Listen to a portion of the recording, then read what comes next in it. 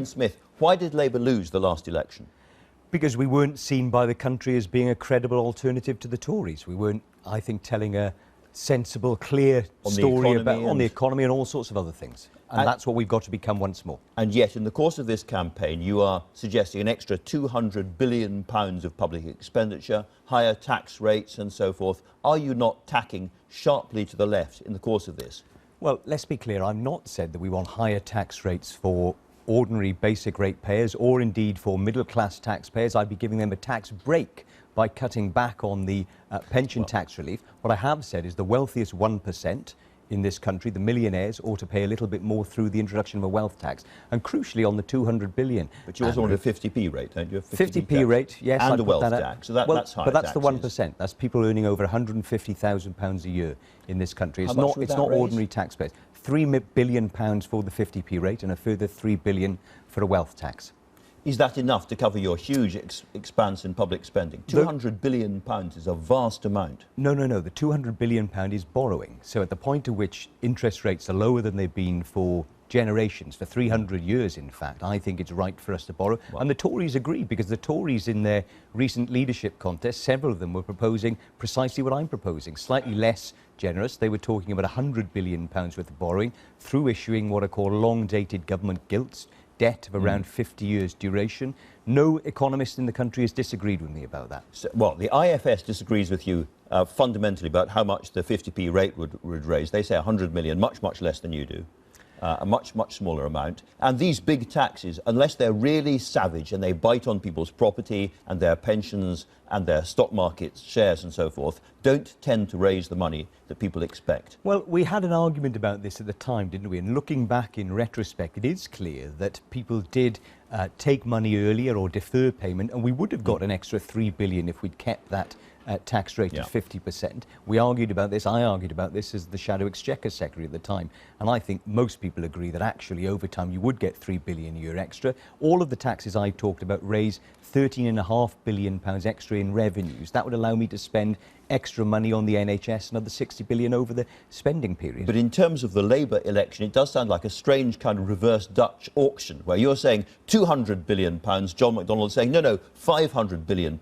If much higher public spending is the answer to Britain's difficulties, why is he not right and you wrong? Well, therein lies the big difference between me and Jeremy and John, if you like, because I think credibility is our problem. I've said explicitly how we would raise that money, and no economist in the country has disagreed with me about the ability of the British government to issue long-dated debt. We do it all the time.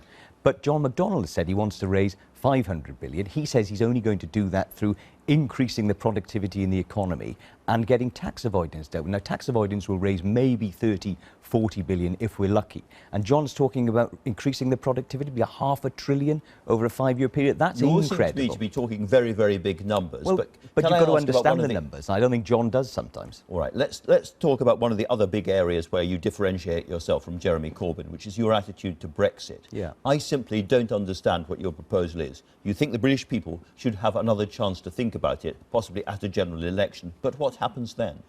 My view about this is really simple. It's not that we instantly need a second referendum. We need to get to the point at which we know what Brexit actually means. We've been debating it this morning. Theresa May says Brexit means Brexit. The Brexiteer said it was an extra 350 million quid a week. None of that's true. So let's find out what it actually is going to mean. I suspect it means worse terms and conditions. I suspect it's opening up the NHS to more competition. But with respect, you can do nothing about it. Next year, Article 50 is triggered. The Prime Minister has been absolutely clear on this programme. No, she said again on this programme, next year it's going to be triggered, and she has no plans for any kind of election until 2020. If it's triggered next year, we leave in 2019. So by the time of the next election, if you were elected as a Labour Prime Minister, it would all be over. What would you do then? Well, you're right. If she were to trigger Article 50 before the British public knows what the real Brexit deal is, I think that would be dereliction of duty on her part. Well, she has to, because that's when the negotiations start. No, I don't think that's right. The I think EU have said we won't negotiate until it's triggered. Look, she's already negotiating with the States, with Australia, with Japan about the sorts of trade deals. She's already thinking, I'm sure, about what sort of changes to workers' rights and terms and conditions she will want to impose. Well, Nigel Lawson says it's time to finish Thatcher's revolution. So my point is simple.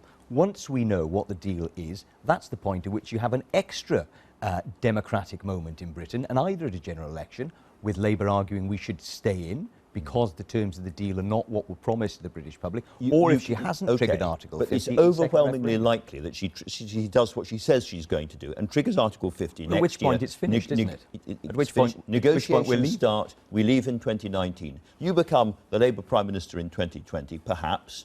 And then what do? Do you apply for Britain to rejoin the EU, or do you just shrug your shoulders and say, well, it's all over? I think it's very hard to answer because it's a hypothetical question. But I think if at that point we'd gone into a very hypothetical question. At that point, if we'd gone into a further recession, if we had the prospect of another 10 years of Tory austerity, if they were saying the price for our staying out is opening up the NHS to private sector competition and is worse terms and conditions, more flexibility and less red tape, as the Tories will no doubt dub it, then I think the sensible and responsible thing for a Labour government to do is to say we're better off in the European Union. So and reapply put that to people. Reapply. Well, hypothetically, but it may well be, of course, that some of those things. Reapply, because the trouble with reapplying, obviously, is that as a new member state, it would take a long time. Yeah. Also, we would have to accept the euro and Schengen.